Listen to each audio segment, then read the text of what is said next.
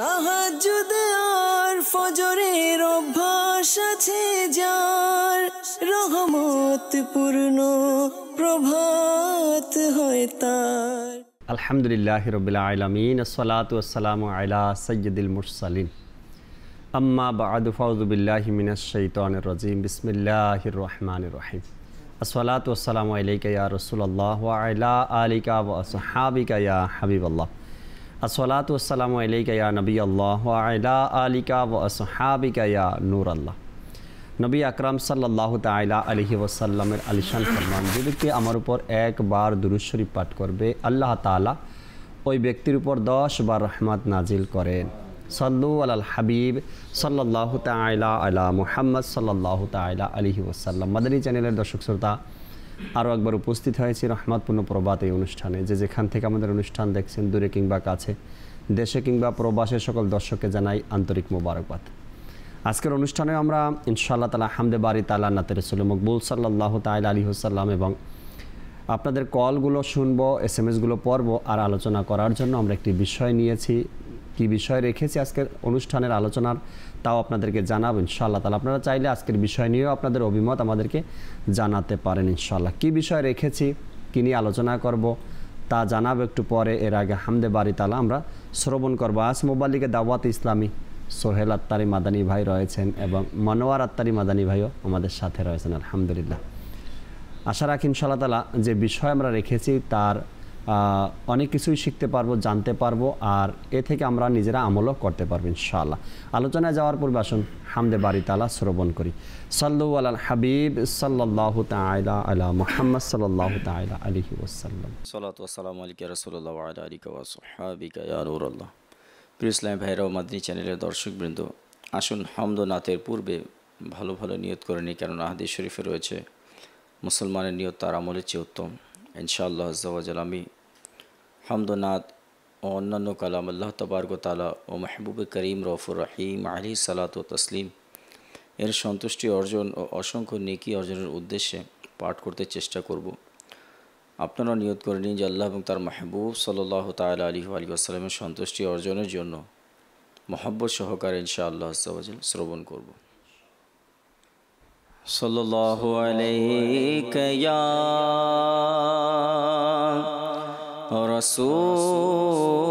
রাসূলুল্লাহ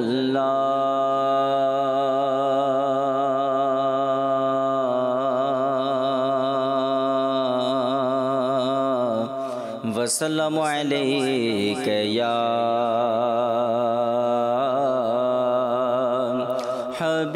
हबीबल्लाह सल्लल्लाहु अलैका या रसूलल्लाह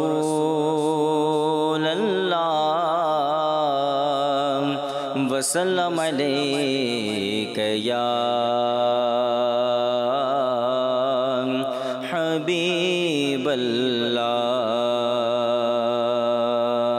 তোমার দারে আমায় ডাকো মদনী মদিনাওয়ালা,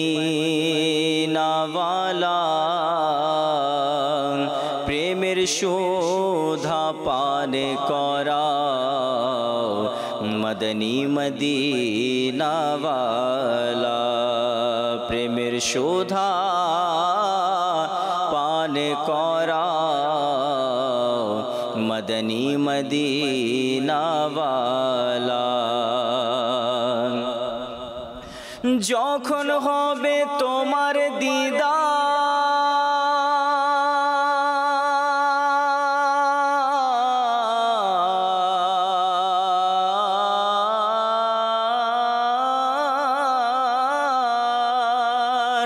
ইয়া রাসূলুল্লাহ, যখন হবে তোমার দিদার তখনই হবে আমার স্বপ্নে সোনা মদনী মদিনাওয়ালা। পড়ুন সাল্লাল্লাহু আলাইকা ইয়া রাসূলুল্লাহ वसल्लम अलैका या हबीब हबीबल्लाह वसल्लमु अलैका या हबीबल्लाह।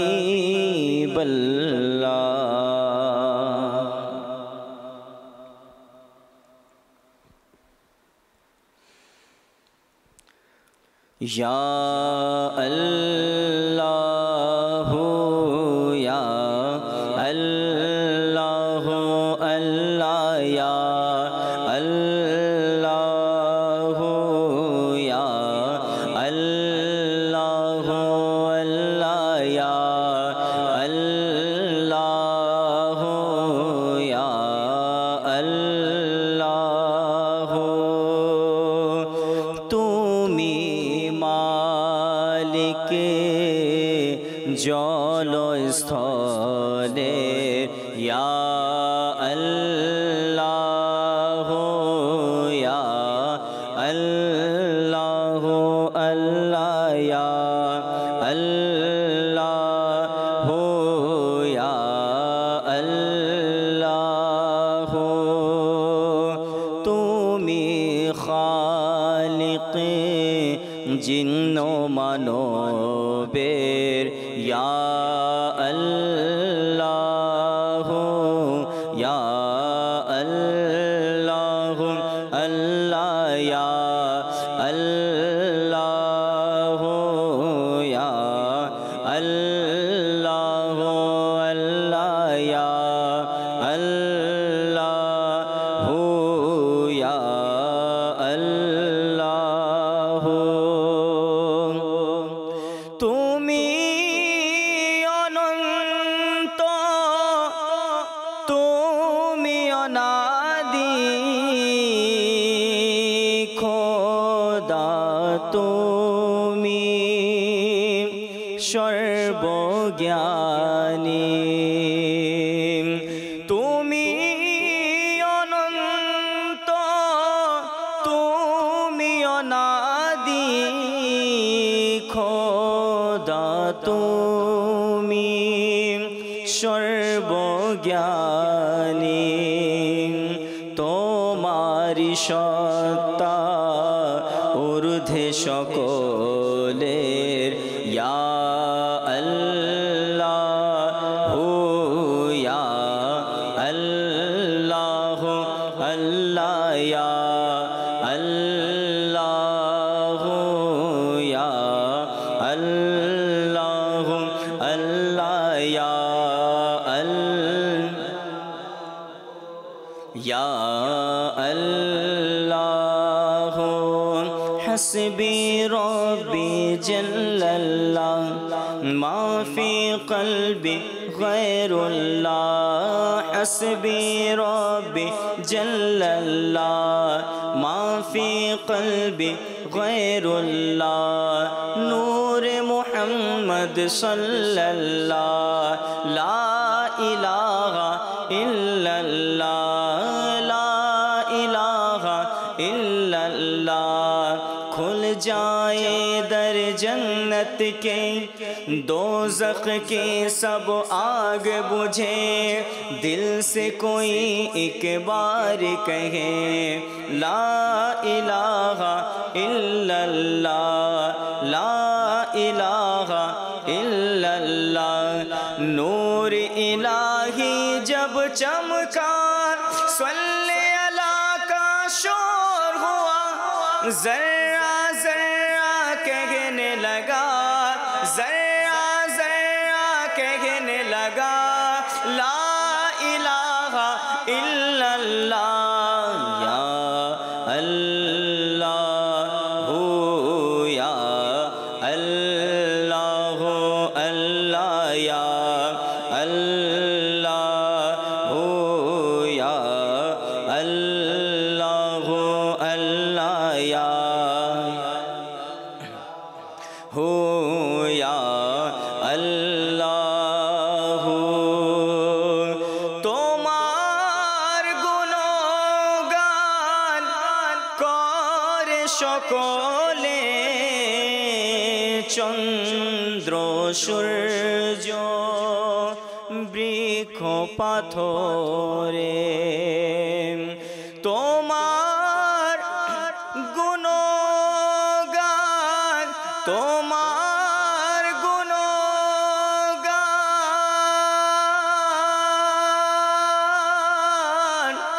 করে সকলে, চন্দ্র সূর্য বৃক্ষ পাথরে, তসবিহ শুষ্ক ভেজা জিনিসের, ইয়া আল্লাহ হো ইয়া আল্লাহ আল্লাহ ইয়া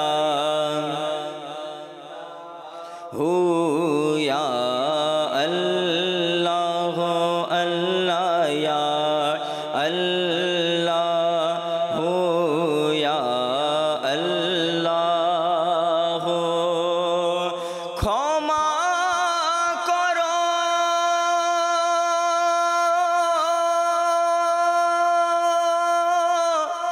তারিকে মওলা,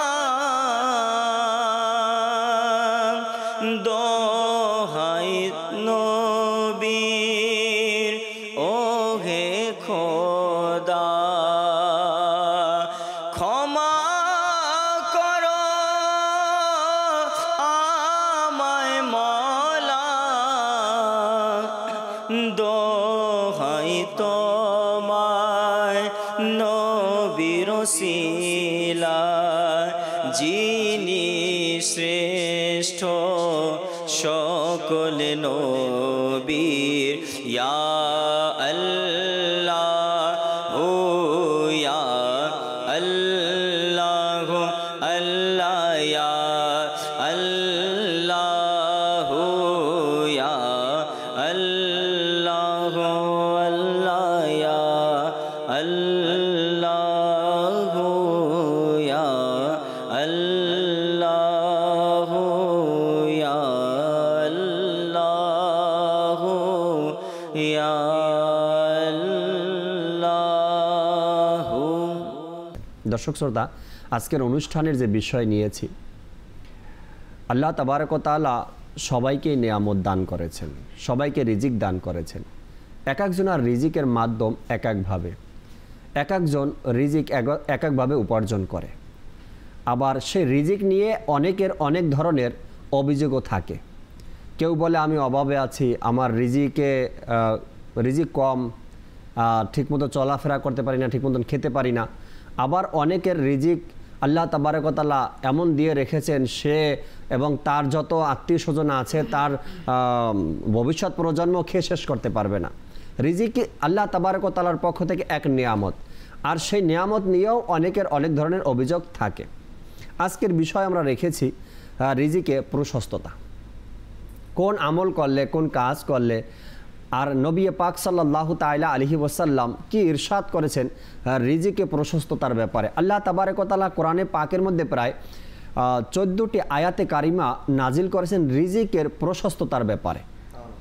বান্দা কি কাজ করলে, কিভাবে চললে, কোন আমল করলে রিজিকে প্রশস্ততা হবে। তো এ বিষয়গুলো আমাদের জানা দরকার। হয়তোবা যখন জানবো আমরা আমল করতে পারবো এবং আমাদের থেকে এই অভিযোগগুলো দূর হয়ে যাবে, যাদের রিজিকের সংকীর্ণতা তাদের থেকে ইনশাআল্লাহ তাআলা। নবী পাক সাল্লাল্লাহু তাআলা আলাইহি ওয়াসাল্লাম ইরশাদ করেছেন, যদি তোমরা চাও তোমাদের রিজিকের মধ্যে প্রশস্ততা হোক, অর্থাৎ রিজিক বেড়ে যাক, তবে তোমাদের উচিত খানার আগে অর্থাৎ খাবারের আগে এবং পরে উভয় হাতকে সুন্দর মতো পরিষ্কার করে নাও, ধুয়ে নাও, তবেই রিজিকের মধ্যে তোমরা বরকত পাবে। তো এভাবে করে নবী পাক সাল্লাল্লাহু তাআলা আলাইহি সাল্লাম অনেক হাদিসে কারিমা ইরশাদ করেছেন রিজিক প্রশস্ততার ব্যাপারে। আমাদের সাথে সোহেল মাদানী ভাই আছেন আর মনোয়ার মাদানী ভাইও আছেন। ইনশাআল্লাহ তাআলা আমরা এক এক করে মাদানী ফুল শ্রবণ করব ইসলামী ভাইদের থেকে, এরপরে নাতে রসুল মকবুল সাল্লাল্লাহু আলাইহি ওয়াসাল্লাম শুনবো। সোহেল ভাই, আজকের বিষয় আমরা রেখেছি রিজিকে প্রশস্ততা, কিছু মাদানী ফুল শুরুতে। আলহামদুলিল্লাহ রাব্বিল আলামিন ওয়াসসালাতু ওয়াসসালামু আলা সাইয়্যিদিল মুরসালিন। আল্লাহ তাআলা বান্দাকে অনেকগুলো নিয়ামত দান করেছেন, এর মধ্যে অন্যতম একটি হচ্ছে রিজিক। মানুষ যেই বিষয় দ্বারা নিজের জীবন ধারণ করেন, জীবন অতিবাহিত করে, তা হচ্ছে রিজিক। অনেকের এটা একটা কনসেপ্ট ধারণা যে খাবার এটাই হচ্ছে রিজিক। তো শুধু খাবার পাওয়া বা খাবার খাওয়া এটাই রিজিক নয়, আরও কিছু বিষয় রয়েছে যেগুলো রিজিকের অন্তর্ভুক্ত। জি। তো এই রিজিক এক একজনের এক এক ধরনের হয়ে থাকে, কেউ কম পায়, কেউ বেশি পায়। তো এই রিজিকের মালিক হচ্ছে আল্লাহ তাআলা। পবিত্র কোরআনে পাকে আল্লাহ রাব্বুল আলামিন ইরশাদ ফরমান সূরা হুদের মধ্যে যে জমিনে বিচরণকারী যত প্রাণী আছে সবার রিজিকের দায়িত্ব আল্লাহ তাআলার উপরে। সুবহানাল্লাহ। আর আমাদের জীবন যাপনের জন্য যেই সামগ্রী, যেই বিষয়গুলো প্রয়োজন, সেগুলো জীবন ধারণের জন্য সেগুলো হচ্ছে রিজিকের অন্তর্ভুক্ত। যেমন আমরা বলি খাবার এক, এরপরে আমরা যেই বস্ত্র পরিধান করি এগুলো রিজিকের মধ্যে চলে আসে।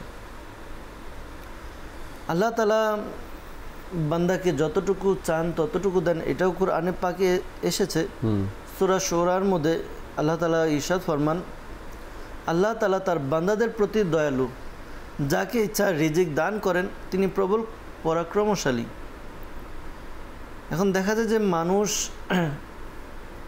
ভেদে মানুষের রিজিকের তারতম্য হয়, কেউ বেশি পায়, কেউ কম পায়। এটার ব্যাপারেও কোরআনে পাকে আয়াত এসেছে যে আল্লাহ তাআলা যদি তার সব বান্দাকে প্রচুর রিজিক দিতেন তাহলে তারা পৃথিবীতে বিপর্যয় সৃষ্টি করত, কিন্তু তিনি যে পরিমাণ ইচ্ছা সে পরিমাণ অবতীর্ণ করেন। অর্থাৎ মানুষকে আল্লাহ তাআলা যতটুকু চান ততটুকু প্রদান করেন। এখন এখানে এই আয়াতে মোবারকাগুলো থেকে অনেকে আবার এটা মনে করে, আচ্ছা আল্লাহ তাআলা তো রিজিকের মালিক, এক, দ্বিতীয়ত আল্লাহ তাআলা যতটুকু চান ততটুকু দান করেন, যাকে যতটুকু চান দান করেন, তাহলে আমার চাকরি বাকরি করার দরকার কি, কাজকর্ম করার দরকার কি? এটা হচ্ছে মানুষের একটা ভুল ধারণা। তো আল্লাহ তাআলা যেমনি রিজিকের মালিক, রিজিক নির্ধারণ করেছেন, ঠিক তেমনিভাবে ওই রিজিককে অন্বেষণের কথাও বলে দিয়েছেন। জি জি, মানুষকে রিজিক অন্বেষণ করে নিতে হবে। তো এক একজনের রিজিক এক এক জায়গায় রাখা, মানুষকে তা খুঁজে নিতে বের করতে হয়। যেমন কারোর রিজিক রয়েছে আসমানে, মানুষ বিমান চালায়, তারা আসমানে বিচরণ করে তারা কি করে, তাদের রিজিকটা ইনকাম করে। ঠিক তেমনি কিছু লোক আছে মাটি খনন করে, মাটি খননের কাজ করে, তার এটা পেশা, সে সেখান থেকে রিজিক অর্জন করে। অর্থাৎ এক এক লোক এক এক জায়গায়, এক একজন বান্দাকে আল্লাহ তাবারক ওয়া তাআলা এক এক কাজের মাধ্যমে রিজিক দান করেন। তো এই বিষয়টি আমাদের এভাবে বোঝা উচিত, আল্লাহ তাআলা যে রিজিক দেন, তো এই রিজিকের বিষয়টা এক একজনের এক এক রকম আর এক এক জায়গায় রয়েছে। এমন নয় যে আমরা বসে থাকবো আর রিজিক পেয়ে যাবো, এটা নয়। আমরা কাজ করব, কাজের মাধ্যমে আমরা রিজিক পাবো। আর এই রিজিক কেউ বেশি কেউ কম, এটার মধ্যে আবার কিছু কারণও রয়েছে। মানুষ এমন কিছু কাজ করে যেই কাজের কারণে তার রিজিকের মধ্যে বৃদ্ধি পায়। যেমন আপনি বললেন খাবারের পূর্বে খাবারের বিষয়গুলো, খাবারের মধ্যে ওযু করা, এগুলো রিজিক বৃদ্ধির কারণ। আরও অনেক বিষয় রয়েছে যে বিষয়গুলো মানুষের রিজিককে বৃদ্ধি করে। রাইট, আপনি যেটা বললেন যে কাজের কথা, আল্লাহ তাবারক ওয়া তাআলা কাজকে এক ওসিলা বানিয়ে দিয়েছেন। আর এই কাজ করতে গিয়েও আল্লাহ তাবারক ওয়া তাআলা অনেকগুলো হুকুম আহকাম বান্দার জন্য নাজিল করেছেন।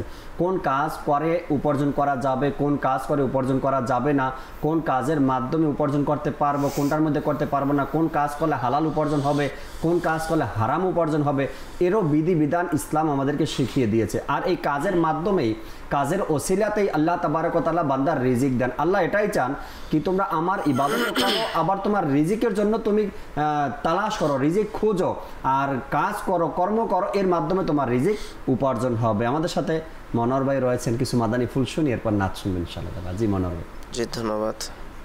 আল্লাহ পাক আমাদেরকে এই জমিনের মধ্যে আল্লাহর ইবাদত করার জন্য জি রিজিকের ব্যবস্থা করেছেন, পাশাপাশি এই রিজিকের দরজাকে অনেক প্রশস্ত করে দিয়েছে। সুবহানাল্লাহ। এমন এমন আল্লাহ তাআলার নেয়ামতে আমরা হাবুডুবু খাচ্ছি, এরপরেও আল্লাহ তাআলা আমাদের জন্য আরও বেশি বাড়িয়ে দেন, আরও বেশি বাড়িয়ে দেন। এটা একটা সিম্পল উদাহরণ দেব সামাজিকভাবে, তারপর আরও কিছু কথা বলবেন ইনশাল্লাহ। ইনশাআল্লাহ।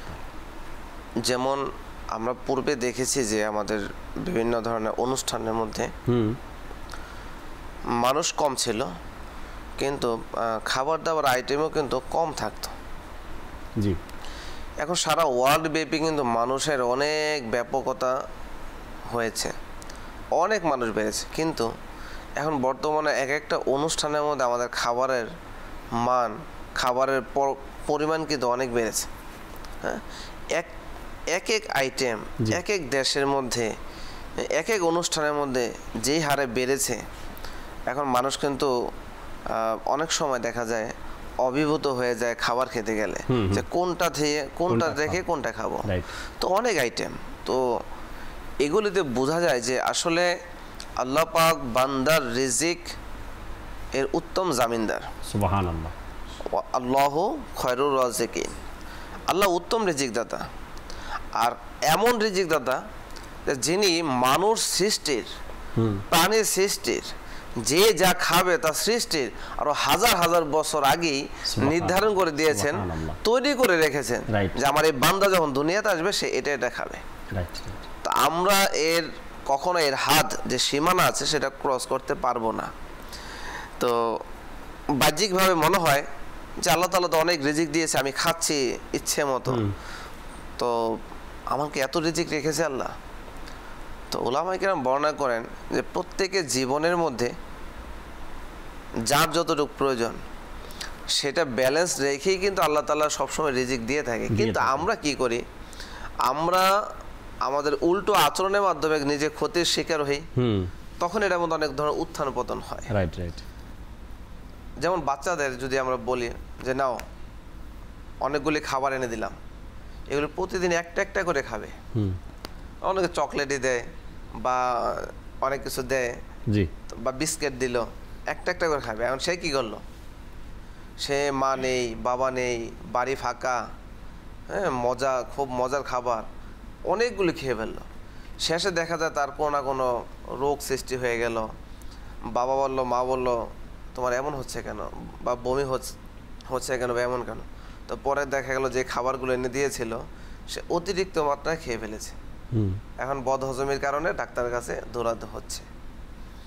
এখন এই যে একটা তারতম্য, সে যদি নিয়ম মাফিক সেটা খেত তা সেটা হতো না। তো এখন যে বিষয়টা আল্লাহ তাআলা তার রিজিক রেখেছে, কিন্তু সে সেটাকে সঠিকভাবে ব্যবহার করতে পারলো না।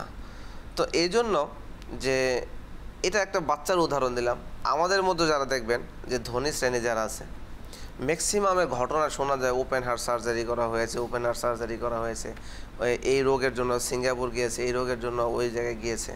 কিন্তু আমরা গরিবদের জন্য কোথায় সিঙ্গাপুর, কোথায় বাইরের দেশ, ঠিক না? তো মাছ ভাত ডাল খেয়ে আমরা বড় হই। কিন্তু এই যে বড় লোক যারা আছে ম্যাক্সিমাম, যে তাদের দেখা যায় যে তাদের কিন্তু খাবার দাবারের রুচি আল্লাহ তাআলা গরিব ধনী সবারই রাখে, কিন্তু তাদের ব্যাপকতা বেশি, আয়োজনটা বেশি। এখন দেখা যায় আল্লাহ তাআলা দেখেন যে রিজিক তো তার রেখেছেন। আমির আলাইহিস সুন্নাত বলেন এবং কিতাবেও রয়েছে যে ভাতের দানার অর্ধেকও যদি আপনার রিজিক থাকে, সেটা না খেয়ে আপনি মারা যাবেন না। অতএব আমি যদি মনে করেন না খেয়েও থাকি, রোজাও রাখি, তার মানে এমন নয় যে রোজা রাখতে থাকলে আমার রিজিকগুলি দুনিয়াতে থেকে যাবে, এমন নয়। আমার রিজিক এবং শ্বাস নিঃশ্বাসের মালা যখন শেষ হবে, পরিমাণ শেষ হবে, তখন আমি দুনিয়া থেকে বিদায় হব। তখন আমিও চিন্তা করলাম যে ঘটনা কি, তাদের এত রিজিক, আমরা তো এত কিছু খেতে পাই না। পরবর্তীতে দেখলাম যে আল্লাহ তাআলা উত্তম ইনসাফকারী। সুবহানাল্লাহ। আল্লাহ পাক দেখবেন যে অনেকভাবে খায়, খাওয়ার পরে এমন রোগে আক্রান্ত হওয়ার পরে ডাক্তার পরামর্শ দেয় সকালে 2টা রুটি, রাত্রে 2টা রুটি। আচ্ছা, তারপর আবার কি আরেক ব্যক্তির বিষয় শুনেছি, অফুরন্ত সম্পদ, তার একটু যে মশলা দিয়ে খাবার পাকিয়ে সে খাবে, বার্গার পিৎজা তো দূরের কথা, সে একটা সিদ্ধ পেঁপে, লবণ থাকবে না, এর সাথে কোনো মশলা থাকবে না, শুধু সে সেটা খেতে পারবে, তার ভিতরে আর কিছু যায় না। তো এই যে এখন যার প্রতিদিন দুনিয়ার উন্নত থেকে উন্নত খাবার খাওয়ার সামর্থ্য আছে, কিন্তু আল্লাহ তাআলা এই বডির মধ্যে সেই সামর্থ্যটাকে মাইনাস করে দিয়েছে। কিসের কারণে? একসময় সফুরন্ত খেয়েছে, আজকে তার রিজিকের মধ্যে সিদ্ধ পেঁপে। এটা বলতে কিন্তু খুব কষ্ট হয়, কিন্তু আল্লাহ তাআলা দেখেন যে সব কিছুর ভালো ব্যবহার করা, ঠিক না? তো এই জন্য রিজিকের কিন্তু ব্যালেন্স হয়ে গেল না। এই যে শুকনো রুটি খাচ্ছে এখন। আচ্ছা, তারপর একটা বিষয় যে অনেকে কোটি টাকা খাটের মধ্যে কিন্তু ঘুমায় না। বাদশা বলেন, হ্যাঁ, বিজনেসম্যান বলেন, অনেকে ঘুমায়, ঘুমাতে আরাম লাগে, ভালো লাগে, কিন্তু একটা পর্যায়ে যখন তার ডায়াবেটিস হয় তখন ডাক্তার বলে আপনাকে শক্ত জমিনে ঘুমাতে হবে, আপনাকে শক্ত জমিতে ঘুমাতে হবে, নির্দেশনা দিয়ে দেয়। তো দিয়ে দেওয়ার পরে সে কি করে? যদি আন্তরিক হয়, ভালো হয়, কাজের মানুষকে বলে তুমি আমার খাটটার মধ্যে ঘুমাও, আমি তোমার নিচের বিছানার একটু ঘুমাই, ডাক্তার বলেছে। তো দেখেন এইভাবে সে কাজের মানুষকেও কখনো সে বাদশাহী খাটের মধ্যে ঘুমানোর আল্লাহ তৌফিক করে দেয়, আর সে নিচে গড়াগড়ি করে। তো এইভাবে দেখা যায় আল্লাহ পাক রিজিকের মধ্যে, আল্লাহ রিজিকের মালিক, রিজিক অনেক প্রশস্ত করে দিয়েছেন, কিন্তু অনেক সময় আমাদের নির্বুদ্ধিতার কারণে আমরা এরকম ধরনের কষ্ট করে থাকি, কিন্তু এটাকে মেনে নিতে হবে যে আসলে এটা আমার ভাগ্যে ছিল। অনেকে মনোরম উদাহরণ দেয়, কিন্তু রিজিক বাংলায় বলি খানা আমরা, হ্যাঁ। তো অনেকে বলে এখানে দুইটা অক্ষর ব্যবহার হয়, খানা, খেতেও বলছে আবার নাও করছে, এমন অনেকে উদাহরণ দেয় এভাবে, খানা খেতেও বলছে আবার নাও করছে। অতিরিক্ত যেন না খাই, যাতে করে যে পরিমাপ আছে এর ঊর্ধ্বে যেন না হয়ে যায়, আবার এর কারণে ভোগান্তির মধ্যেও যেন আমরা না পড়ি। অনেক কথাই শুনলাম। আজকের বিষয় নিয়ে আমরা নাতে রসুলে মকবুল সাল্লাল্লাহু তাআলা আলাইহি ওয়াসাল্লাম শুনবো। আমাদের যাবে আমাদেরকে নাচ শোনাবেন ইনশাআল্লাহ। সাল্লু আলাল হাবিব সাল্লাল্লাহু তাআলা আলা মুহাম্মদ সাল্লাল্লাহু তাআলা আলাইহি ওয়াসাল্লাম। লেখা কালাম ইনশাআল্লাহ অনুবাদ মজলিস তার অনুবাদ করেছে, আসল মিলে ওটা পড়ি।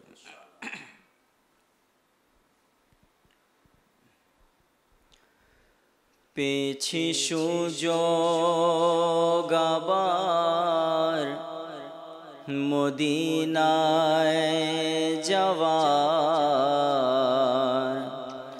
কাফেলা মদিনার পানে ছুটছে আবার,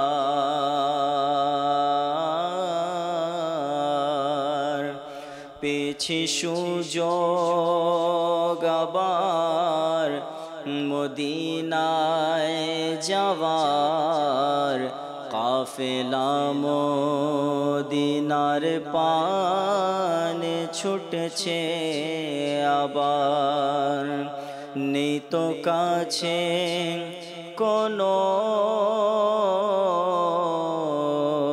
নেকির উপহার, শুধু অশ্রু নিয়ে এলাম দারে তোমার, গুনাহের প্রতি অনুতপ্ত হয়ে অশ্রু ভেজা নয়নার বিনীত হয়ে,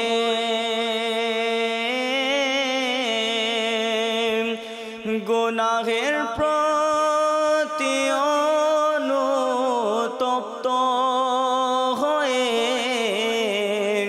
অশ্রু ভেজা নয়নার বিনীত হয়ে এসেছি প্রিয় নবী দারে তোমার, এসেছি প্রিয় নবী দারে তোমার, ক্ষমা পাব আমি এই আশা আমার, এসেছি প্রিয় নবী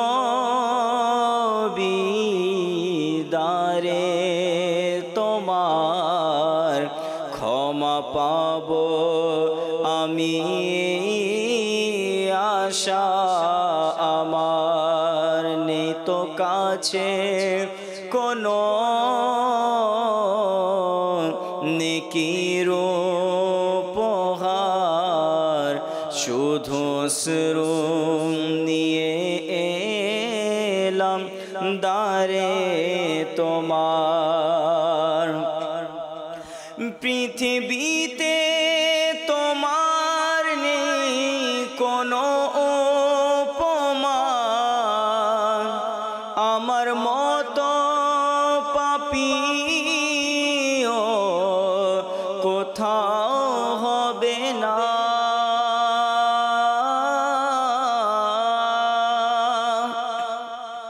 পৃথিবীতে তোমার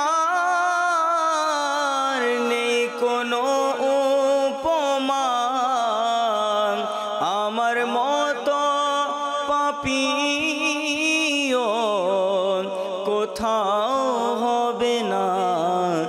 দয়া করো আমার প্রতি নবী আমার, দয়া করো আমার প্রতি নবী আমার।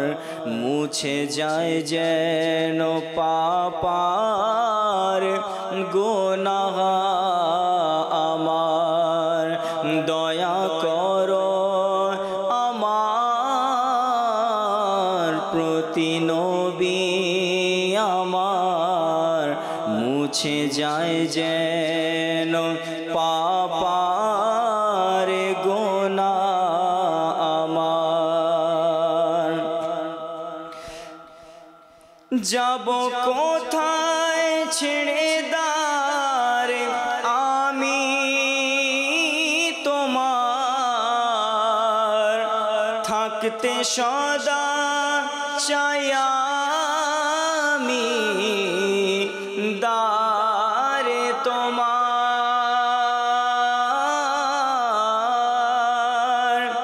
যাব কোথায় ছেড়ে আমি দার আমি তোমার, থাকতে সদা চাই আমি দারে তোমার। তোমার দারে যেন হয় মরণ আমার, তোমার দারে যেন হয় মরণ আমার। খোদা যেন করে পূরণ আশা আমার। পেয়েছি সুযোগ আবার মদিনায় যাওয়ার, কাফেলা মদিনার পানে ছুটেছে আবার। নিত কাছে কোনো নেকির উপহার, শুধু অশ্রু নিয়ে এলাম দারে তোমার। সুবহানাল্লাহ সুবহানাল্লাহ। আল্লাহ তাবারক ওয়া তাআলা নবী পাক সাল্লাল্লাহু তাআলা আলাইহি ওয়াসাল্লামের দরবারে অশ্রুসিক্ত নয়ন নিয়ে উপস্থিত হওয়ার তৌফিক দান করুক। কেঁদে কেঁদে রওজায়ে আনোয়ারের সামনে নবী পাক সাল্লাল্লাহু আলাইহি সাল্লামের দরবারে দোয়া করার তৌফিক আল্লাহ আমাদেরকে দান করুক। দর্শক শ্রোতা, বিষয় নিয়েছি আমরা রিজিকে প্রশস্ততা, আলোচনাও শুনছি, কিছু কল শুনবো দর্শকের, এরপর ইনশাআল্লাহ তাআলা আবার আলোচনায় ফিরবো। জি, কল শুনিয়ে দিন। কিশোরগঞ্জ থেকে মোহাম্মদ শাহজালাল। আমাদের মাধ্যম চ্যানেল 24 ঘন্টা আমার কাছে অনেক ভালো লাগে। আজকে যে অনুষ্ঠানে যদি আপনাদের অনুষ্ঠানটা কি অনেক সুন্দর হয়েছে, এই অনুষ্ঠান থেকে আমি তো গজল শুনতে চেয়েছিলাম, সোনার মদিনা প্রাণের মদিনা শুনে দিলাম, আমি অনেক খুশি। আমাদের জন্য দোয়া করবেন, আমাদের সবসময় মাধ্যম চ্যানেল দেখতে পারি। মাশাআল্লাহ। সোনার মদিনা আমার প্রাণের মদিনা, সব ভুলিব কিন্তু তোমায় ভুলতে পারি না, এই কালাম আপনি শুনতে চেয়েছেন। সাথেই থাকুন, আমরা চেষ্টা করব ইনশাআল্লাহ তাআলা। আপনি সবসময় মাদানী চ্যানেল দেখেন, তাও বললেন ভালো কাজ, এগুলো অবশ্যই দেখবেন, কেননা নিজে দেখবেন, নিজের ঘরের মানুষ যারা আছে তাদেরকেও দেখাবেন ইনশাআল্লাহ। পরবর্তী কল।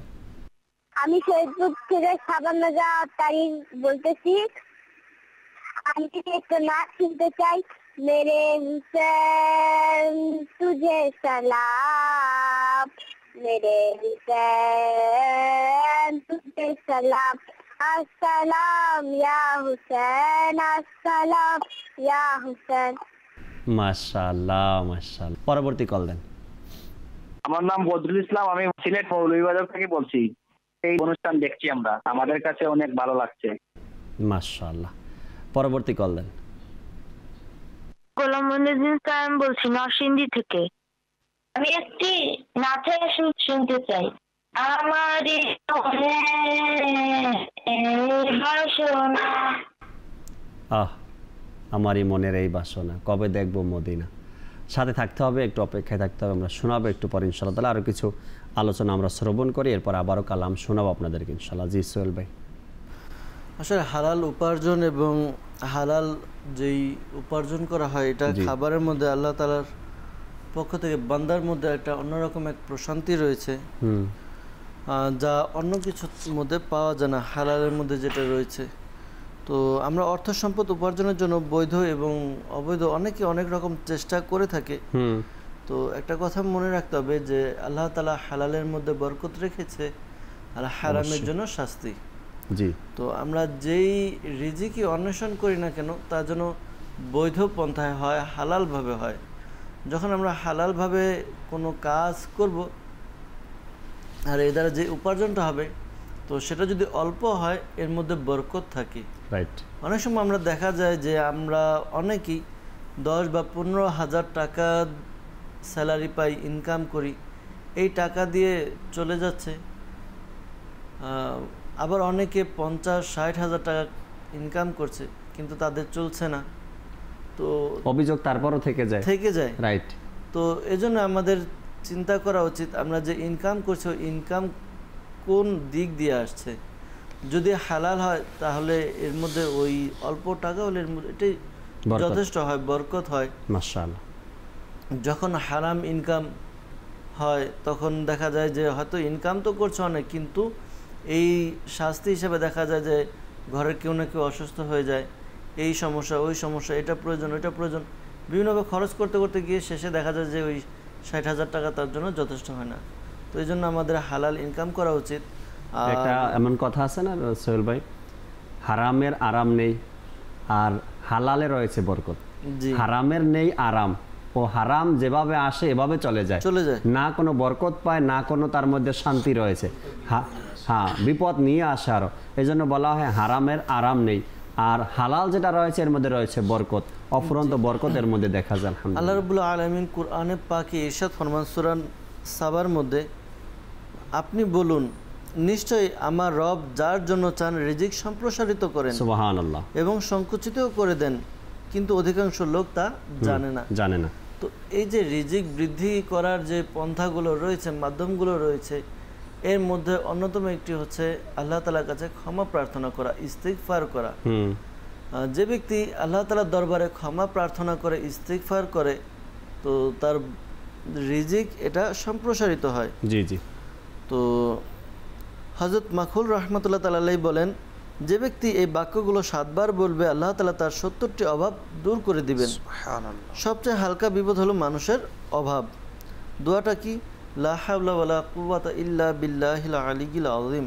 সুবহানাল্লাহ। এই বিষয়টি যদি পাঠ করে তাহলে আল্লাহ তাআলা তার অভাবকে দূর করে দিবেন। মাশাআল্লাহ। আমাদেরকে সব সময় আল্লাহ তাআলার উপর ভরসা রাখা উচিত। আর যদি পূর্ণ ভরসা রেখে আমরা কোনো কাজে লেগে যাই আর দোয়া করতে থাকি তো দেখা যাবে যে আল্লাহ তাআলা আমাদেরকে এমন জায়গা থেকে রিজিক দিবেন যা আমরা কল্পনাও করতে পারবো না। সুবহানাল্লাহ। হযরত আব্দুল্লাহ ইবনে মাসউদ রাদিয়াল্লাহু তাআলা আনহু কর্তৃক বর্ণিত, রাসূলুল্লাহ সাল্লাল্লাহু আলাইহি ওয়াসাল্লাম ইরশাদ ফরমান, যে ব্যক্তি অভাবে পতিত হয় অতঃপর তা সে মানুষের কাছে সুপর্দ করে, মানুষকে বলে বেড়ায়, তার অভাব মোচন করা হয় না, পক্ষান্তরে যে অভাবে পতিত হয়ে এর প্রতিকার আল্লাহ তাআলার উপর নির্ভরশীল হয় তবে অনতি বিলম্বে আল্লাহ তাআলা তাকে ত্বরিত এবং রিজিক দিবেন। সুবহানাল্লাহ। আমাদের অভাব মোচনের জন্য চাই আমাদের জাগতিক বিষয়কে প্রাধান্য না দিয়ে আল্লাহ তাআলার উপরে পূর্ণ আস্থা রাখা উচিত। আল্লাহ তাআলার উপর ভরসা যখন রাখবো তখন আমাদের কি হবে, রিজিক, আমাদের যে পেরেশানি, যে সমস্যাগুলো দূর হবে। Right right. নবী পাক সাল্লাল্লাহু তাআলা আলাইহি ওয়াসাল্লাম আরো ইরশাদ করেন যে দুরূদ শরীফ পাঠ করো বেশি বেশি, আর দুরূদ শরীফের মাধ্যমেও বান্দার রিজিকের মধ্যে প্রশস্ততা আসে, অর্থাৎ রিজিকে প্রশস্ততা লাভ করা যায় দুরূদ ও সালামের মাধ্যমে। আমাদের যাদের অভ্যাস নাই এই আমলগুলো আমরা করি, তবে ইনশাআল্লাহ তাআলা দুরূদ শরীফের বরকতে আল্লাহ তাবারক ওয়া তাআলা রিজিকে প্রশস্ততা দান করবেন। মনোয়ার ভাই। জি, যেহেতু রিজিকের প্রশস্ততার কথা চলতেছে, দর্শক তো আরও আমল চাইবে। তো মূল কথা হলো যে বান্দা যদি একনিষ্ঠভাবে আল্লাহ রাসূলের ডাকে সবসময় সাড়া দেওয়ার অভ্যাস গড়ে নেয়, তখন তার রিজিকের চিন্তাও দূর হবে, রিজিকের মধ্যে প্রশস্ততা আসবে। সূরা ওয়াকিয়া যারা নিয়মিত পাঠ করে, কোরআনুল কারীমের একটি অন্যতম সূরা, তো এটা যদি নিয়মিত পাঠ করে সেটাও তার রিজিকের মধ্যে তার যে টেনশন সেটা দূর হবে, আল্লাহ তাআলা রিজিকের দরজাকে প্রশস্ত করে দেবে। সুবহানাল্লাহ। এক সাহাবী রাদিয়াল্লাহু তাআলা আনহু, তিনি যখন দুনিয়া থেকে পর্দা করবেন, ইন্তেকালের শেষ মুহূর্তে আরেকজন বিখ্যাত সাহাবী এসে তার মেয়েদের জন্য, সন্তানদের জন্য কিছু সম্পদ দেওয়ার জন্য বললেন যে আপনি যেহেতু দুনিয়া থেকে বিদায় হচ্ছেন, তো এই মুহূর্তে আমি চাই যে আপনার সন্তানাদি যারা আছে তাদের জন্য কিছু দেওয়ার জন্য বা এরকম। তখন ওই সাহাবী বলল যে আমার সন্তানদের জন্য আমি উত্তম সম্পদ রেখে গেলাম। তখন বলা হলো কি, বলে সূরা ওয়াকিয়া। তো যে সূরা ওয়াকিয়া বিশ্বাস করে পড়তে থাকবে তার ইনশাআল্লাহ রিজিকের কোনো টেনশন থাকবে না। তো এইভাবে অনেক কারণ হতে পারে।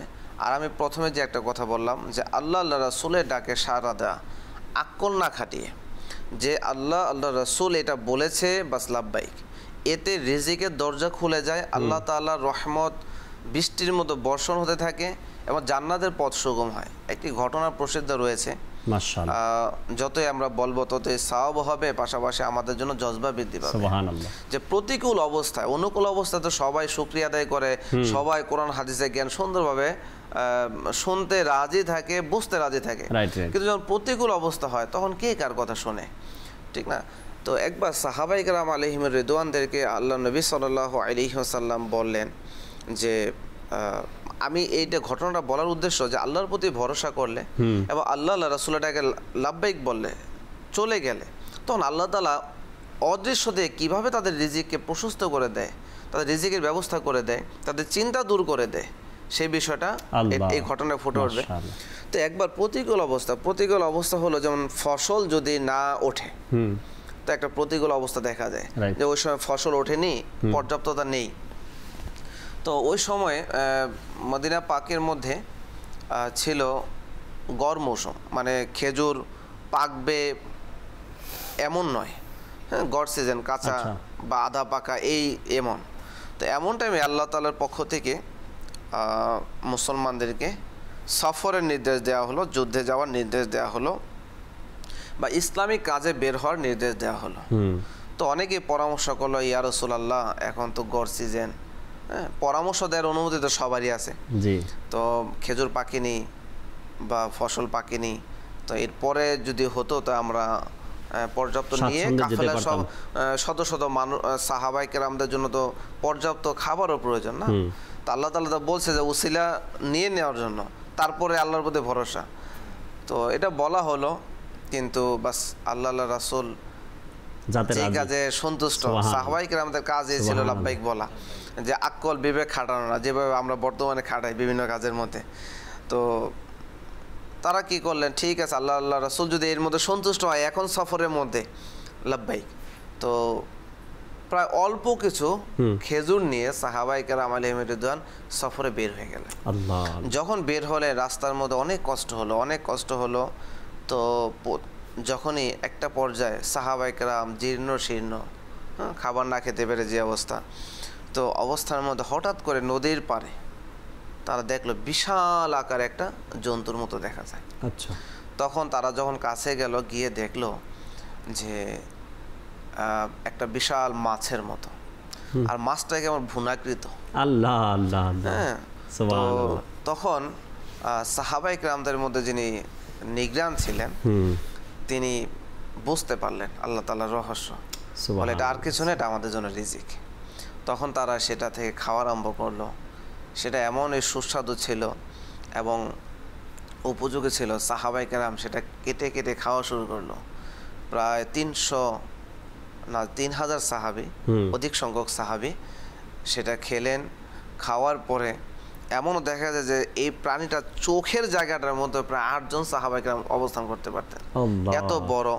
আর পাজরের হাড়ও ছিল বিশাল, যেখান থেকে একটা উটও যেতে পারবে নিজ দিয়ে। আল্লাহ, এভাবে আসছে বর্ণনা না? জি। মাশাআল্লাহ। তো এই এত বড় প্রাণী থেকে তারা খেলেন। খাওয়ার পরে কিতাবে বর্ণিত যে তারা সবাই হৃষ্টপুষ্ট হয়ে গেলেন, সুবহানাল্লাহ। এবং তারা আল্লাহর নিদর্শন, এটা নবী সাল্লাল্লাহু আলাইহি ওয়াসাল্লামের বারগাহে তিনি উপহার স্বরূপ নিয়ে আসলেন। তো এই যে দেখুন যে প্রতিকূল অবস্থায় সফর করা, রিজিকের কোনো ঠিক ঠিকানা নেই, তারপরে কোথায় যাব কি খাবো কোনো গ্যারান্টি নেই। অল্প কিছু খেজুর, যে 300 জনের জন্য এক বেলাও ঠিক মতো হয় না, সেই খেজুর নিয়ে তারা দিনের পর দিন সফরের জন্য বের হলো। কার উপর ভরসা করে? কে রিজিক দেওয়ার মালিক? তো দেখেন, যখনই আল্লাহ রাসূলের ডাকে লাব্বাইক বললো, আকল খাটায়নি, বিবেক খাটায়নি, যে আল্লাহ রাসূলই তো আমাকে জীবিত রেখেছে, আমার জন্য যে সম্পদ প্রয়োজন, যেটার জন্য যেটা না হলেই না, সেটা তো আমাকে ফ্রি সার্ভিস দিচ্ছে। অক্সিজেনের কথা আমি বলছি না, যে এটা যদি বলতে এমন হতো যে এখন যে গাড়ি ইত্যাদি পাম্পের মধ্যে গিয়ে লাইন ধরে গাড়ির মধ্যে তেল ভরা হয়, এভাবে যদি আমাদের অক্সিজেন নিতে হতো, তাহলে আমাদের জন্য কতটা প্রবলেম হয়ে যেত। কিন্তু আল্লাহ তাবারক ওয়া তাআলা যেটা না হলেই না, তাৎক্ষণিক, সেটা কিন্তু আমাদের খুব অ্যাভেলেবেল করে দিয়েছেন। তো এই জন্য আল্লাহ তাআলা তাদের ভরসাটা ছিল ওই ধরনের, যে আল্লাহ তো আমাকে বের হতে বলেছেন, তো আল্লাহ রিজিক দেবে না, দেবে কি? তো তাদের এমন মজবুত ঈমান ছিল। তো আজকেও যদি আমরা আমাদের পরিবার পরিচালনার ক্ষেত্রে দেখি যে প্রতিকূল অবস্থা, অভাব অনটন, তখন আমরা না ঘাবড়িয়ে যদি বলি না আল্লাহ তাআলা রিজিকের মালিক, আল্লাহ অবশ্যই রিজিক দেবে, আল্লাহ তাআলার তো আল্লাহ অবশ্যই তখন ভরসা করা উচিত। আর রিজিকের মালিক আল্লাহ তাবারক ওয়া তাআলা, আল্লাহ তাআলাই উত্তম রিজিকের মালিক রয়েছেন। আমরা কিছু কল শুনবো। আমাদের যাবে আমাদের সাথে আছেন, অনুরোধের কয়েকটা কল শুনে আর কালামও শুনি ইনশাআল্লাহ তাআলা। জি, কল শুনিয়ে দেন। আমি মোহাম্মদ তোফাজ্জল হোসেন কিশোরগঞ্জ থেকে বলতেছি। আপনাদের মাদানী চ্যানেলে আমি রেগুলারই দেখি, আপনাদের অনুষ্ঠানগুলো আমার খুব ভালো লাগে। আমার একটা রিকোয়েস্ট ছিল, আজকে যদি আমাকে একটা গজল শোনাতেন, প্রিয় নবীর কুকিল, যে গজলটা আছে এটা শুনতে চাচ্ছি, যদি দয়া করে একটু শোনান। মাশাআল্লাহ, মাশাআল্লাহ, শোনাবো আপনাকে, অবশ্যই সাথে থাকুন। পরবর্তী কল। ব্রাহ্মণবাড়িয়া থেকে বলছি। মাদানী চ্যানেলটা আমার খুবই প্রিয়, আর আমি নিয়মিত আসলে মাদানী চ্যানেল দেখতেও চেষ্টা করি। সবচেয়ে বড় জিনিস হচ্ছে মাদানী চ্যানেল দ্বারা আমরা যেভাবে উপকৃত হচ্ছি, বিশেষ করে আমার ফ্যামিলি অনেক উপকৃত হচ্ছে, মাশাআল্লাহ, আলহামদুলিল্লাহ। মাদানী চ্যানেলের সকল দর্শক এবং সবাইকে মোবারকবাদ। আমার জন্য একটু দোয়া করুন। মাশাআল্লাহ। জি, পরবর্তী কল। আমি চট্টগ্রাম থেকে বলছি। আমি একটা নাতের রসুল শুনতে চাই। আমার সোনার মদিনা, আমার প্রাণের মদিনা। মাশাআল্লাহ, মাশাআল্লাহ, আমার সোনার মদিনা, আমার প্রাণের মদিনা। আপনি নাতের রসুল শুনবেন, অবশ্যই আপনাকে শোনাবো ইনশাআল্লাহ তাআলা। সাথে থাকুন। আমাদের যাবাই অনেকগুলো কালামের অনুরোধ আসছে, কিছু কিছু শুনিয়ে দেন আমাদেরকে, এরপরে আবার আমরা এর আগেও কল আসছে কালাম শোনার জন্য। মাশাআল্লাহ। জি,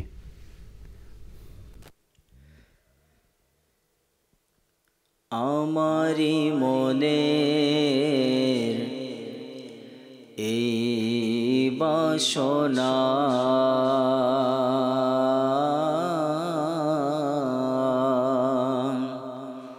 আমারি মনের এই বাসনা আমারি মনের এই বাসনা দেখবো সোনার মদিনা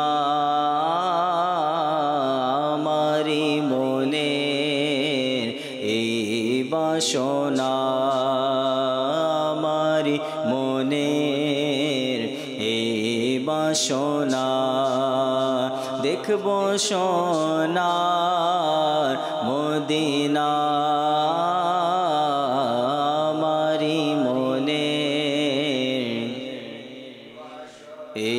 বাসনা লাগছে মন হয়তো নবী ডাকবে মদিনায় মোরে লাগছে মন হয়তো নবী থাকবে মদিনায় মোরে গিয়ে সেথায় হৃদয় ব্যথা গিয়ে সেথায় হৃদয় ব্যথা দেখাবো আমি তারে আমারি মনে এই বাসনা আমারি মনে मेरे हुसैन तुझे सलाम मेरे हुसैन तुझे सलाम मेरे हुसैन तुझे सलाम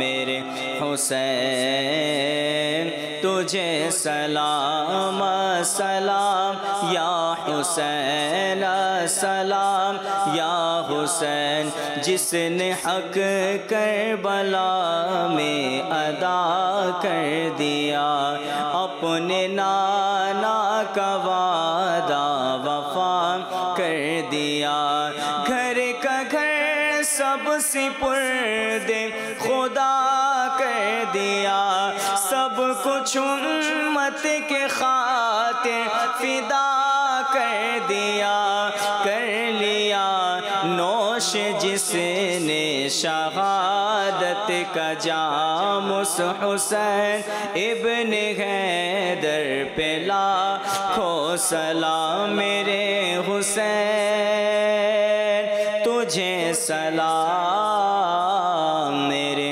हुसैन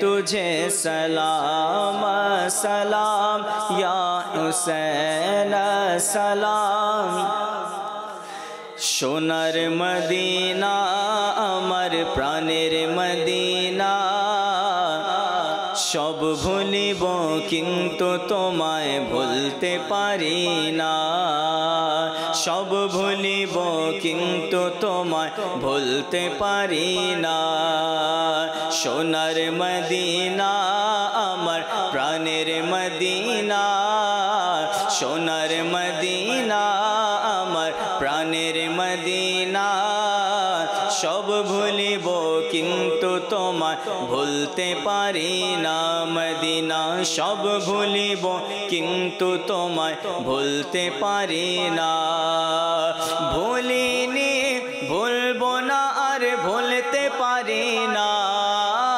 ভুলিনি ভুলবো না ভুলতে পারি না সব ভুলিব কিন্তু তোমায় ভুলতে পারি না সব ভুলিব কিন্তু তোমায় ভুলতে পারি না আরশে মুআল্লার চেয়ে দামি তুমি হও আল্লাহর সৃষ্টির মাঝে শ্রেষ্ঠ ভূমি হও আরশে মুআল্লার চেয়ে দামি তুমি হও আল্লাহর সৃষ্টির মাঝে শ্রেষ্ঠ ভূমি হও তোমার বুকে শুয়ে আছেন শাহে মদিনা তোমার বুকে শুয়ে আছেন শাহে মদিনা সব ভুলিব কিন্তু তোমায় ভুলতে পারি না মদিনা সব ভুলিব কিন্তু তোমায় ভুলতে পারি না ভুলিনি ভুলবো না আর ভুলতে পারি না ভুলিনি ভুলবো না ভুলতে পারি না সব ভুলিব কিন্তু তোমায় ভুলতে পারি না সব ভুলিব কিন্তু তোমায় ভুলতে পারি না মাশাআল্লাহ মাশাআল্লাহ দর্শক শ্রোতা চেষ্টা করছি আপনাদের অনুরোধগুলো রাখার জন্য কালাম শোনানোর জন্য আরও কিছু আলোচনা শুনি রিজিকে প্রশস্ততা নবী পাক সাল্লাল্লাহু তাআলা আলাইহি ওয়াসাল্লামের কাছে প্রায় সময় সাহাবা একরাম আসতেন যারা একটু দুর্বল ছিলেন অর্থাৎ গরিবী হালতে ছিলেন সবাই না, আবার কিছু কিছু সাহাবায়ে কেরাম আসতেনই না, যেভাবে আছে আল্লাহ তার রাসূলের সন্তুষ্টির জন্য সেভাবেই থাকতেন। কিছু সাহাবায়ে কেরাম আসতেন রিজিকের প্রশস্ততার জন্য দোয়া করানোর জন্য। এক সাহাবী আসেন, এসে বলেন, ইয়া রাসূলুল্লাহ আমার জন্য দোয়া করেন। এমন অভাব 2 দিন 3 দিন পার হয়ে যায়, কিন্তু ঘরে রান্নার কোনো ব্যবস্থা হয় না, খাবারের কোনো ব্যবস্থা হয় না। নবী পাক সাল্লাল্লাহু তাআলা আলাইহি ওয়াসাল্লাম একটি আমল শিখিয়ে দিলেন সোহেল ভাই। বললেন, আজকে থেকে এই আমলটা করো, আল্লাহ চাহে কি তোমার রিজিকের মধ্যে প্রশস্ততা চলে আসবে, রিজিক বেড়ে যাবে। তো সাহাবী বলেন, ইয়া রাসূলুল্লাহ এমন কি আমল আছে যার মাধ্যমে রিজিক বেড়ে যায়? হুজুর আকরাম সাল্লাল্লাহু তাআলা আলাইহি ওয়াসাল্লাম ইরশাদ করলেন, ঘর থেকে যখন বের হবে তখন ঘরের যারা আছে তাদেরকে সালাম করে ঘর থেকে বের হও। আবার যখন ঘরে প্রবেশ করবে তো প্রবেশ করার পূর্বেই ঘরের বাসিন্দাদেরকে সালাম করে ঘরে প্রবেশ করো। যদি চাও তোমার রিজিক বেড়ে যাক, রিজিকের মধ্যে প্রশস্ততা হয়ে যাক, তবে তোমরা এই আমলটা করো। ওই সাহাবী কিছুদিন পরে আবার ফিরে আসলেন, এসে বলেন, ইয়া রাসূলুল্লাহ আমি ইসলামের জন্য, আমি গরিবের জন্য, অর্থাৎ ইসলামের মধ্যে মুসলমানের মধ্যে যারা গরিব আছে তাদের জন্য কিছু দিতে চাই।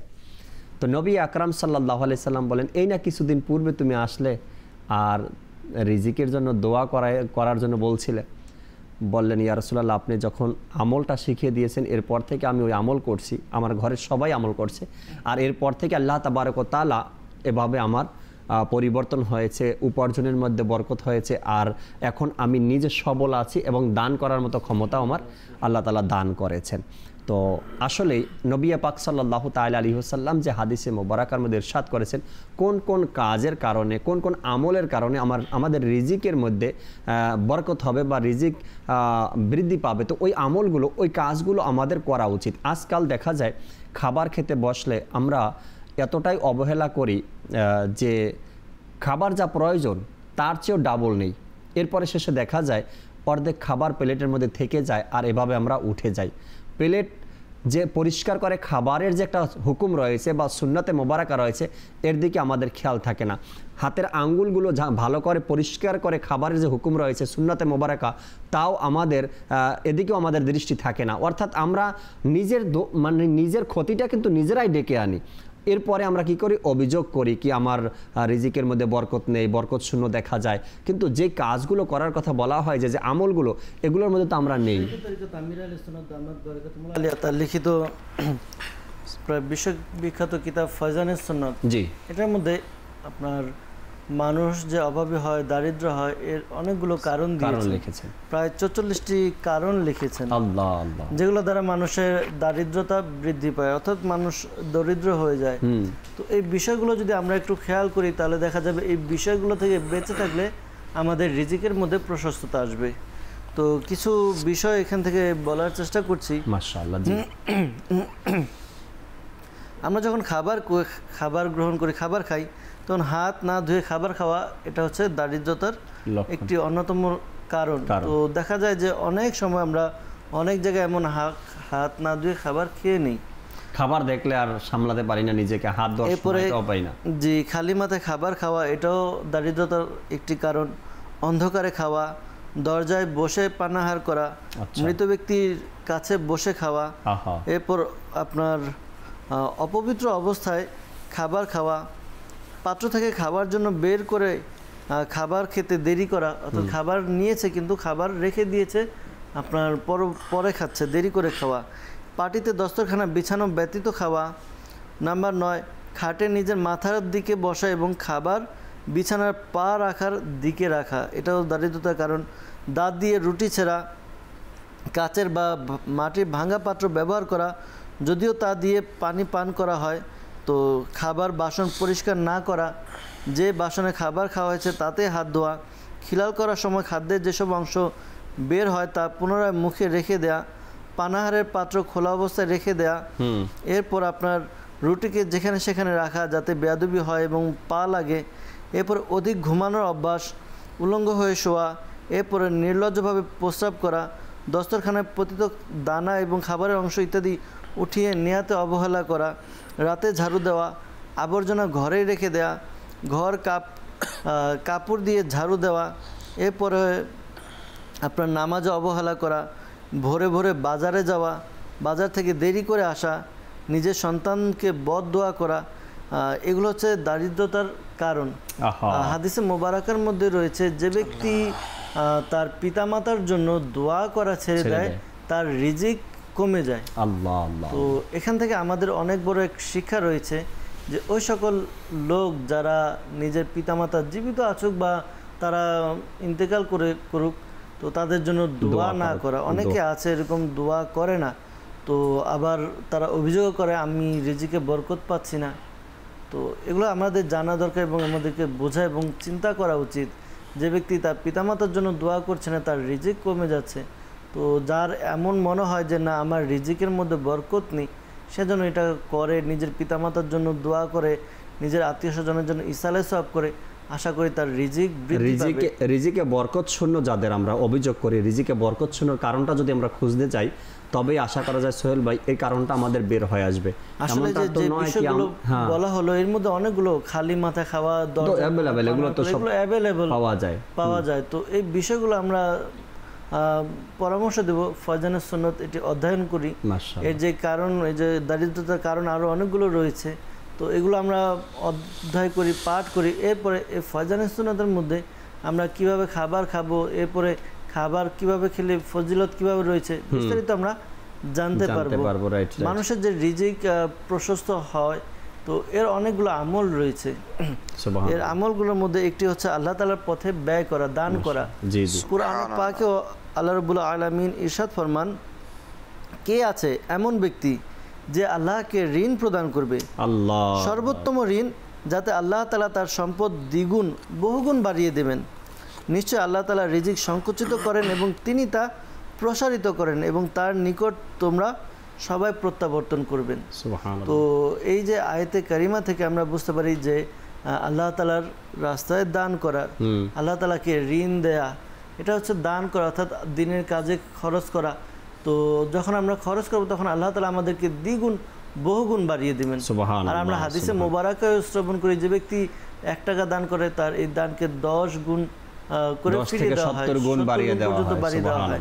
তো আমরা যদি চাই যে কেউ আমাদের ব্যবসা চলছে না, আমাদের কাজকর্ম হচ্ছে না, বা আমাদের আয় রোজগারে বরকত নেই, আমাদের রিজিক ওরকম বাড়ছে না, তো সে যেন দান করে যতটুকু তার সামর্থ্য রয়েছে। আর কোনো ঋণগ্রস্ত ব্যক্তিকে সাহায্য করলো, কোনো অসহায় ব্যক্তিকে সাহায্য করলো, গরিব মিসকিন যারা রয়েছে তাদেরকে সাহায্য করলো, বা দিনের কাজে সাহায্য করলো, যখন সে দান করবে তার এই রিজিক বৃদ্ধি পাবে। সুবহানাল্লাহ। এই আমলগুলো আমরা করতে পারি যে আমলের মাধ্যমে রিজিকের প্রশস্ততা, আর যে আমলের মাধ্যমে রিজিকে বরকত শূন্যতা দেখা যায়, এই আমলগুলো যেন আমরা ছেড়ে দিই, যে কাজগুলো আমরা ছেড়ে দিই, এগুলো তো বদ আমল, তো এইগুলো আমরা ছেড়ে দেই, এতে করে ইনশাআল্লাহ তাআলা বরকত শূন্যতাও দূর হয়ে যাবে, রিজিকে বৃদ্ধি পাবে। মনোয়ার ভাই শেষ কিছু মাদানী ফুল দর্শকের উদ্দেশ্যে। আমরা যখনই রিজিকের টেনশন করব, তো আমাদের যাতে ভুলেও কখনো হারামের দিকে মন মানসিকতা না চলে যায়। জামানা এমন, এখন হারাম ছাড়া কোনো উপায় নেই, এই ধরনের চিন্তাধারা আমরা কখনো না করে। কারণ আল্লাহ তাআলা যদি আপনি চিন্তা করেন প্রিয় দর্শক, যে আপনার এই যদি হারাম পথে গিয়ে আপনি যদি রিজিক পেতে পারেন, তো আল্লাহ তাআলা তো হারামকে পছন্দ করেন না, আল্লাহ পবিত্র, আল্লাহ পবিত্রতাকে পছন্দ করে। তো আপনি যদি ভালো চিন্তা করেন, তো কিভাবে আপনি চিন্তা করেন যে আপনার মধ্যে রিজিকের ঘাটতি থাকবে? অতএব আমরা সবসময় ভালোই চিন্তা করব, যতই কষ্ট হোক না কেন। আমার নবী সাল্লাল্লাহু আলাইহি ওয়াসাল্লাম ক্ষুধার কারণে পেটে পাথর বেঁধেছেন, তো এটা আমাদের জন্য অনেক বড় শিক্ষা। অথচ নবী সাল্লাল্লাহু আলাইহি ওয়াসাল্লাম চাইলে উহুদ পাহাড় স্বর্ণ হয়ে তার পিছে পিছে ঘুরতে পারত, কিন্তু এটা আমাদের জন্য শিক্ষা যে আমরা যদি অভাবের কারণে যাতে কখনো কি হয় নিরাশ না হয়ে যায়, আর আল্লাহর প্রতি ভরসা ছেড়ে না দিয়ে আমাদের রাখতে হবে। একটা হাদিসে পাক রয়েছে আবু হুরায়রা রাদিয়াল্লাহু তাআলা আনহু, যা তিরমিজি শরীফের মধ্যে বর্ণিত রয়েছে। আল্লাহ রাসূল সাল্লাল্লাহু আলাইহি ওয়াসাল্লাম বলেন, আল্লাহ তাআলা বলেন, হে আদম সন্তান, আমার ইবাদতের জন্য তুমি ঝামেলা মুক্ত হও, আমি তোমার অন্তরকে প্রাচুর্য দিয়ে ভরে দেব, আল্লাহ, এবং তোমার দারিদ্রতা দূর করে দেব। আর যদি তা না করো, তবে তোমার হাত ব্যস্ততায় ভরে দেব এবং তোমার অভাব দূর করব না। আল্লাহ।